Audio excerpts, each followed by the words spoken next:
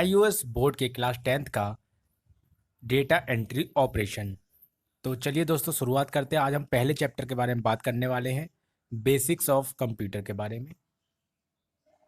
पहला क्वेश्चन, इसमें कई जो क्वेश्चन हैं मैं आपको बताता हूं क्योंकि इंपॉर्टेंट क्वेश्चन ही मैं आपके पास लेके आता हूं। आज उसी कड़ी में आगे जुड़ते हुए मैंने ये वीडियो तैयार की है जो कि आपको बताने की कोशिश कर रहा हूँ। कंट्रोल यूनिट क्या होता है? यह जो होता है ये सीपीयू का एक बहुत ज़्यादा ये सीपीयू का मेन पार्ट होता है। कंट्रोल यूनिट ये कंप्यूटर के सभी भागों के कार्यों पर नज़र रखता है और उनमें परस्पर तालमेल बैठाने के लिए उचित आदेश भेजता है।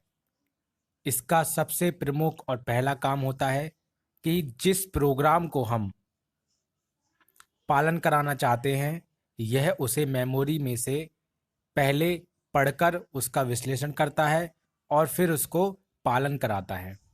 किसी आदेश का पालन सुनिश्चित करने के लिए वह कंप्यूटर के दूसरे भागों जैसे कि मेमोरी को उचित निर्देश जारी करता है और कंप्यूटर के सभी भागों में तालमेल बनाकर प्रोग्रामों का ठीक ठीक पालन कराना इसी कंपोनेंट की जिम्मेदारी होती है।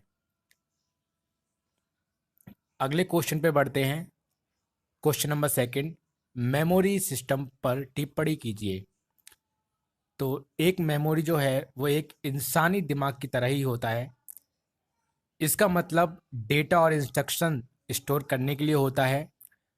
कंप्यूटर मेमोरी या फिर सिस्टम मेमोरी एक ऐसा स्टोरेज स्पेस होता है कंप्यूटर में जहां की डेटा जिसे कि प्रोसेस किया जाता है और इंस्ट्रक्शन जो कि प्रोसेसिंग के लिए चाहिए वो वहां पर स्टोर किए जाते हैं। कंप्यूटर मेमोरी के प्रकार के बारे में बात करते हैं तो लोगों को कंप्यूटर मेमोरी के प्रकार को लेकर हमेशा कोई ना कोई डाउट रहते हैं जिसे कि आज मैं हल करना चाहूँगा। देखा जाए तो कंप्यूटर मेमोरी की मुख्य रूप से 3 प्रकार होती हैं। मेमोरी की प्राइमरली 3 प्रकार ये होते हैं। पहला है कैश मेमोरी, दूसरा प्राइमरी मेमोरी या फिर हम मेन मेमोरी भी कहते हैं, तीसरी है आपकी सेकेंडरी मेमोरी। कैश मेमोरी वो मेमोरी होती है जो आपका डेटा जब आप कोई भी एप्लीकेशन यूज कर रहे होते हैं तो जितना आपने सर्च किया होता है वो सारा कैश मेमोरी में स्टोर हो जाता है। प्राइमरी मेमोरी आपका जो रैम होती है उसे कहते हैं। सेकेंडरी मेमोरी आपकी जो हार्ड डिस्क होती है उसे कहते हैं। तीसरे क्वेश्चन में पहुंचते हैं, असेंबली लैंग्वेज क्या होती है? असेंबली भाषा या असेंबली लैंग्वेज क्या होती है? तो असेंबली भाषा जो होती है ये एक ऐसी कंप्यूटर प्रोग्रामिंग भाषा है जिसमें अंकीय संकेतों के स्थान पर अक्षर या फिर चिन्हों का प्रयोग किया जाता है। इस कारण असेंबली भाषा सिंबॉलिक लैंग्वेज भी कहलाती है। यानी जो कंप्यूटर लैंग्वेज है वो है 0 और 1 के डिजिट पे काम करता है, यानी बाइनरी कॉन्सेप्ट पे 0 1 0 1 0 1 पे।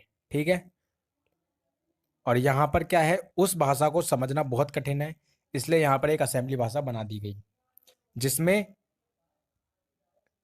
अंकीय संकेत के स्थान पर अक्षर और चिन्हों का प्रयोग किया गया। हाई लेवल लैंग्वेज किसे कहते हैं? देखिए, हाई लेवल लैंग्वेज जो होते हैं कंप्यूटर में प्रयोग की जाने वाली वह भाषा है जिसमें अंग्रेजी अक्षरों, संख्याओं और चिन्हों का प्रयोग करके प्रोग्राम लिखा जाता है। हाई लेवल लैंग्वेज किसी भी प्रकार के प्रोसेसर पर कार्य कर सकती है, इसे आसानी से समझा जा सकता है और यह सामान्य अंग्रेजी जैसी ही लगती है। इसे कंपाइलर द्वारा अनुवाद करके मशीनी भाषा में बदला जाता है। एग्जाम्पल ले लें, सी लैंग्वेज, C++, जावा, ये सारी लैंग्वेजेस हाई लेवल लैंग्वेजेस होती हैं। क्वेश्चन आता है पांचवा, इनपुट डिवाइस क्या है?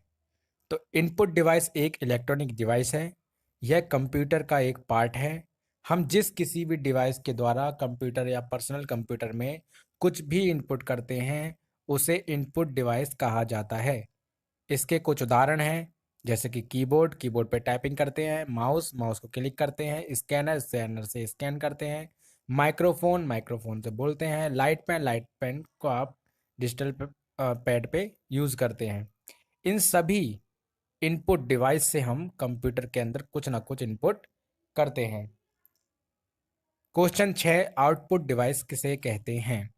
तो जिस किसी भी डिवाइस के द्वारा जब हम कंप्यूटर में कुछ इनपुट करने के बाद हमें जिस डिवाइस में आउटपुट मिलता है उसे हम आउटपुट डिवाइस कहते हैं, जैसे कि आपका monitor, speaker, printer, projector, plotter. ठीक है। सातवां क्वेश्चन, कंपाइलर क्या होता है? कंपाइलर जो होता है एक प्रोग्राम का कलेक्शन होता है। ये किसी एक कंप्यूटर प्रोग्रामिंग भाषा में लिखे प्रोग्राम को किसी अन्य भाषा में बदलने का काम करता है। हाई लेवल जो कंप्यूटर भाषाएं हैं, जैसे कि मैंने बताया आपको, सी प्लस प्लस, जावा, इन सभी को प्रोग्राम को सोर्स कोड कहा जाता है। कंपाइलर जो है इन सोर्स कोड को ऑब्जेक्ट कोड में बदल देता है। ऑब्जेक्ट कोड को आमतौर पर बाइनरी कोड कहते हैं, जो कि 0 और 1 के फॉर्म में होता है। मुख्यतः जो कंपाइलर है इसका प्रयोग किसी भी हाई लेवल लैंग्वेज में किया जा सकता है, जो कि आपके लो लेवल लैंग्वेज में उस भाषा को चेंज कर देता है, ट्रांसमिट कर देता है, नहीं बदल देता है। जैसे हाई लेवल कोड को असेंबली भाषा में या असेंबली भाषा को मशीन भाषा में बदल देना। ठीक है। सॉफ्टवेयर और हार्डवेयर में अंतर बताएं। ये बहुत ही उम्दा क्वेश्चन है, बहुत ही इंपॉर्टेंट है। सॉफ्टवेयर क्या होता है? सॉफ्टवेयर का अर्थ है कि हम ऐसे भौतिक रूप से इस पर हम इसे क्या कर सकते हैं। सॉफ्टवेयर क्या होता है बताता हूँ मैं।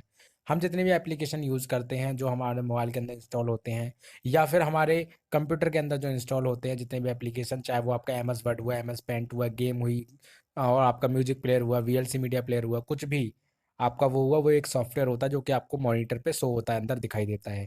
ठीक है। उसे हम देख तो सकते हैं बट हम उसे छू नहीं सकते। ये एक प्रोग्राम का कलेक्शन होता है, जैसे कि माइक्रोसॉफ्ट वर्ड, वीएलसी प्लेयर, जीआईएमपी और ऑपरेटिंग सिस्टम जैसे कि विंडो। ठीक है। बात करते हैं हार्डवेयर की। तो हार्डवेयर जो होता है एक फिजिकल रूप होता है, इसे आप छू सकते हैं, टच कर सकते हैं। ठीक है।